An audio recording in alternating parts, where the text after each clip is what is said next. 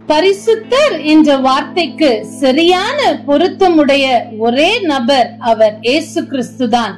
ஆம், ஒரு சாதாரண மனிதனாக இந்த பூலோகத்தில் அவர் வந்து வாழ்ந்த நாட்களிலும் கூட எல்லா மனிதர்களைப் போல பலவிதமான சோதனைகள், பாடுகள், அவமானங்கள், நிந்தைகள், கஷ்டங்கள், எதிர்ப்புகள் எல்லாவற்றையும் சந்தித்தாலும் கூட ஒருபோதும் அவர் தன்னுடைய நினைவுகளிலோ இருதயத்திலோ எந்த ஒரு அசுத்தத்திற்கும் இடம் கொடுக்காமல் பரிசுத்தராக, சுத்த இருதயம் உள்ளவராக வாழ்ந்தார் என்று சொல்லி சுவிசேஷ புத்தகங்களில் உள்ள சம்பவங்களிலிருந்து நாம் கற்றுக்கொள்ள முடியும்.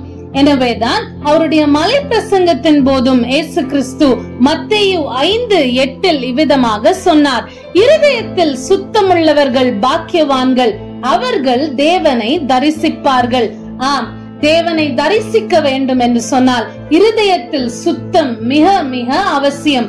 இயேசு கிறிஸ்து யோவான் ஸ்நானகனால் ஞான ஸ்நானம் பெற்று ஏறி வரும் பொழுது பரிசுத்த ஆவியானவர் புறாவை போல் இறங்கி வானத்திலிருந்து ஒரு சத்தம் உண்டாகி, இவர் என்னுடைய நேசகுமாரன், இவரில் பிரியமாய் இருக்கிறேன் என்று உரைக்கப்பட்டதை மத்தேயு 3:17, மார்க்கு 1:11, லூக்கா 3:22 வசனங்களிலே நாம் பார்க்க முடியும்.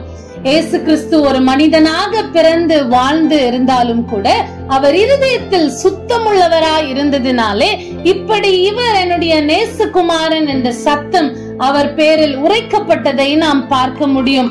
அதே போல ஒரு மலையின் மேல் ஏறி அவர் ஜெபம் பண்ணி மறுரூபமாக்கப்படும் பொழுதும் கூட அந்த மறுரூப மலையிலே ஒரு மேகம் அவர்கள் எல்லாரையும் மூடிக்கொண்டு, இவர் என்னுடைய நேசகுமாரன், இவருக்கு செவி கொடுங்கள் என்று மேகத்திலிருந்து ஒரு சத்தம் உண்டாயிற்று என்று லூக்கா 9:35 நாம் பார்க்க முடியும்.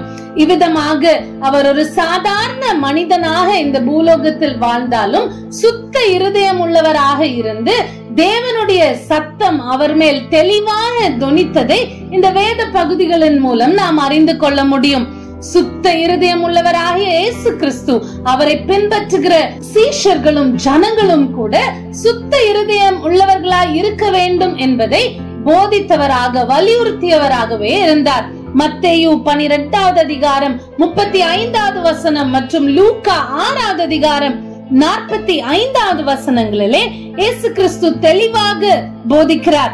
நல்ல மனுஷன் இருதயமாகிய நல்ல பொக்கிஷத்திலிருந்து நல்லவைகளை எடுத்து காட்டுகிறான், பொல்லாத மனுஷன் பொல்லாத பொக்கிஷத்திலிருந்து பொல்லாதவைகளை எடுத்து காட்டுகிறான்.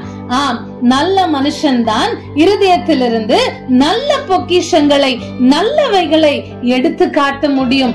சுத்த இருதயம் உள்ளவர்களாய் இருந்தால்தான் சுத்தமான தேவனை தரிசிக்க முடியும். அது மாத்திரமல்ல, மத்தேயு 15:17-20, மார்க்கு 7:20-23, லூக்கா 21:34 இந்த வேத பகுதிகளில் சுத்த இருதயம் உள்ளவர்களாய் வாழ்வது, கரைத்திரையற்ற பரிசுத்த ஜீவியம் செய்வதற்கு எவ்வளவு முக்கியம் என்பதை இயேசு கிறிஸ்து வலியுறுத்துவதை நாம் பார்க்க முடியும்.